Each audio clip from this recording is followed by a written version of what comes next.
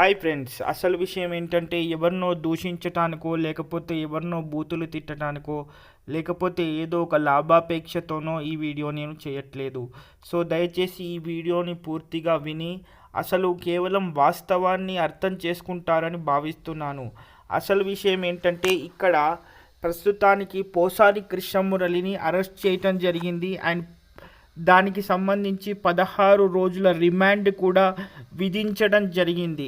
అయితే అసలు ఎందుకు అంత తారాస్థాయిగా మరి పవన్ కళ్యాణ్ గారి వ్యక్తిగత జీవితాన్ని కానీ, లోకేష్ గారి వ్యక్తిగత జీవితాన్ని, రాజకీయ జీవితాన్ని కానీ అలా దూషించారు అని అడిగినటువంటి సందర్భంలో 16 రోజుల రిమాండ్ పడ్డ తర్వాత చాలా అవాక్కయ్యేటటువంటి వాస్తవాలకు సంబంధించినటువంటి నిజాలని పోసాని కృష్ణమురళి గారు పోలీస్ ఎంక్వైరీలో చెప్పటం జరిగింది. అయితే దానికి సంబంధించి ఎవరో ఒకరు ఒక స్క్రిప్ట్ ఇవ్వడం జరుగుతుంది. ఆ స్క్రిప్ట్ ప్రకారంగానే వ్యక్తిగతంగా కానీ లేకపోతే మేము దూషిస్తూ ఉంటాము, రాజకీయంగా దూషిస్తే కేవలం అది సోషల్ మీడియాలో కానీ లేకపోతే రాజకీయ చర్చలుగా కానీ అవ్వదు. సో దానికి సంబంధించి కావాలనే చిరంజీవి గారిని కానీ లేకపోతే పవన్ కళ్యాణ్ గారి వ్యక్తిగత జీవితాన్ని కానీ, లోకేష్ గారి వ్యక్తిగత జీవితాన్ని కానీ లేకపోతే పార్టీ సభ్యుల వ్యక్తిగత జీవితాన్ని కానీ కావాలని మేము జస్టిఫై చేసి దాన్ని అక్కడ పాయింట్అవుట్ చేసి తిడితేనే మాకు పేటీఎంలో డబ్బులు పడతాయి. సో దానికి సంబంధించి ఒక స్క్రిప్ట్ రాసి మమ్మల్ని తిట్టమంటారు అని ఆ విషయాలన్నిటినీ కూడా పోసాని కృష్ణమురళి చెప్పటం జరిగింది. అయితే ఇక్కడ 2 విషయాలు మనం తప్పకుండా చర్చించుకోవాలి. అయితే కేవలం వ్యక్తిగత జీవితాన్ని టార్గెట్ చేయటమే రాజకీయమా అంటే ప్రస్తుతానికి ఒక పార్టీకి సంబంధించినటువంటి సభ్యులను ఎవరినైనా కానీ అటు రాజకీయంగా ఎదగకుండా ఉండటానికి ఇక్కడ వ్యక్తిగత విమర్శలు చేయటం అనేది ఈ మధ్య ఫ్యాషన్ అయిపోయిందని చెప్పొచ్చు. అయితే ఇక్కడ కొన్ని విషయాలు ఎంత బాధాకరంగా ఎంత అసహ్యంగా ఉన్నాయంటే అవి సోషల్ మీడియాలో చెప్పడం కూడా నిజంగా అది మన వ్యక్తిత్వానికి కూడా ఒక పెద్ద ఇబ్బందిగా మారొచ్చు. అలాంటి బూతులను తిడుతూ ఇటు పవన్ కళ్యాణ్ గారి వ్యక్తిగత జీవితాన్ని అండ్ సినిమా ప్రపంచాన్ని కూడా కావాలని ఇంక్లూడ్ చేసి రాజకీయాల్లో తిట్టినే మాకు పేటీఎంలో డబ్బులు వస్తాయి. సో మేము ఎంత డబ్బులు ఇస్తే మేము ఎన్ని బూతులు తిడితే ఆ ప్రకారంగానే ఒక స్క్రిప్ట్ ప్రకారంగా మేము ఇటు లోకేష్ గారిని తిట్టినా కానీ లేక చంద్రబాబు నాయుడు గారిని తిట్టినా కానీ పవన్ కళ్యాణ్ గారి వ్యక్తిగత జీవితం గురించి మాట్లాడినా కానీ మేము ఇలా చేస్తూ ఉండేవాళ్ళము అని ఎంక్వైరీలో పోసాని కృష్ణమురళి చెప్పడం జరిగింది. అయితే ఇప్పుడు ప్రస్తుతానికి పోసాని మాత్రం చెప్పేటటువంటి విషయాలు చాలా ఆశ్చర్యంగా ఉన్నాయని చెప్పొచ్చు. అసలు విషయం ఏంటంటే నేను దాదాపు 30 సంవత్సరాల నుంచి సినిమా ఇండస్ట్రీలో ఉన్నాను, ఒక రచయితగా, ఒక కమెడియన్గా, ఒక డైరెక్టర్గా. అయితే ప్రస్తుతానికి నేను రాజకీయాల్లో లేను. సో దానికి సంబంధించి ఏ పార్టీ సభ్యున్ని కూడా కాదు.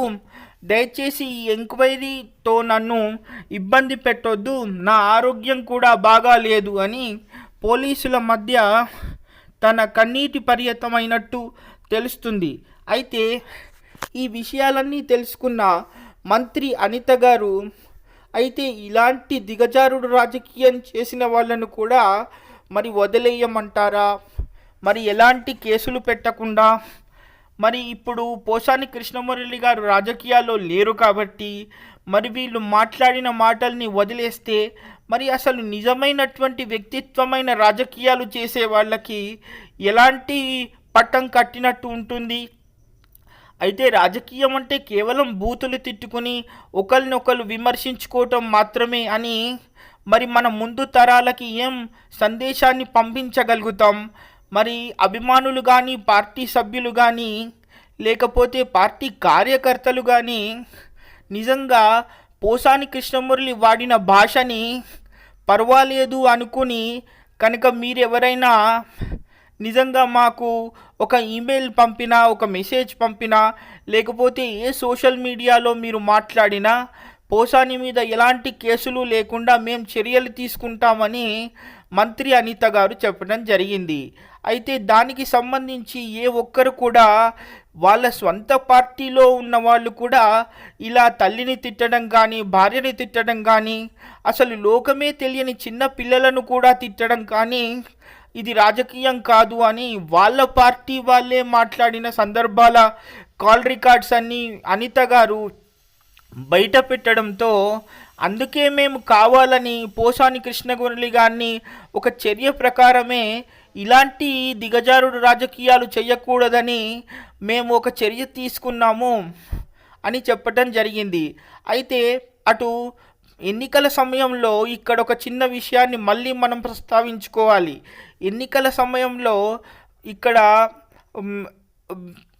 ఉన్నటువంటి ఏ సందర్భంలో కూడా మనకు ఈ కావాలని తిట్టే సందర్భాల్లో కూడా అసలు సభ్యత సంస్కారాన్ని మర్చిపోయి తిట్టినటువంటి వాళ్ళ మీద కఠిన చర్యలు ఉంటాయని, నన్ను కావాలనే దూషిస్తున్నారు అకారణంగా అని చెప్పి పవన్ కళ్యాణ్ గారు వారాహి మీద ఆయన ప్రచార రథంలో ఉన్నప్పుడు అసలు వ్యక్తిగత జీవితానికి రాజకీయానికి ఏం సంబంధం? నేను నా స్వంత నిర్ణయాలతో పాటు నా వ్యక్తిత్వం కోసం, నా ఆదర్శాల కోసం నేను పార్టీలో ఉన్నాను, లేకపోతే నేను పార్టీ నడుపుతున్నాను. కానీ దానికి మా తల్లిని తిట్టడం ఏంటి, లేకపోతే నా వ్యక్తిగత జీవితాన్ని తిట్టడం ఏంటి అని ఆయన ఎంతో భావోద్వేగానికి లోనైన సందర్భాలు కూడా ఉన్నాయి.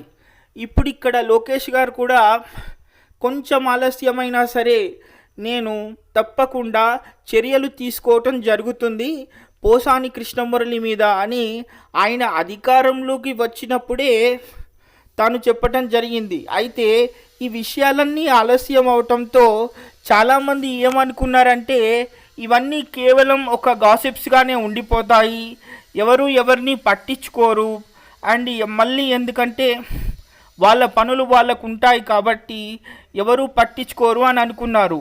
కానీ ఒకరి తర్వాత ఒకరిని ఇప్పుడున్నటువంటి పరిస్థితులన్నిటినీ ఒక ప్రక్షాళన ప్రకారంగా ఇలా కావాలని సోషల్ మీడియాలో బూతులు తిట్టిన వాళ్ళ లెక్కలన్నీ తీసి ఇప్పుడు ప్రస్తుతానికి వాళ్ళ మీద కేసులు పెట్టడంతో వీళ్ళు ప్రస్తుతానికి రాజకీయాల నుంచి సన్యాసం తీసుకునే పరిస్థితి. మరి ఇప్పుడు మీరు కూడా చెప్పండి, వ్యక్తిగత జీవితాన్ని మరి ఆదర్శంగా రాజకీయాలు చేసే సందర్భంలో ఇలాంటి వ్యక్తులను సపోర్ట్ చేసి మీరు మాట్లాడతారా? అందుకే నేను వీడియో స్టార్టింగ్లో చెప్పాను, ఎవరిని వ్యక్తిగతంగా దూషించటానికి ఈ వీడియో చేయటం లేదు, దయచేసి అర్థం చేసుకోండి అని. పూర్తిగా విని మీరు ఏం అభిప్రాయం చెప్తారో మరి.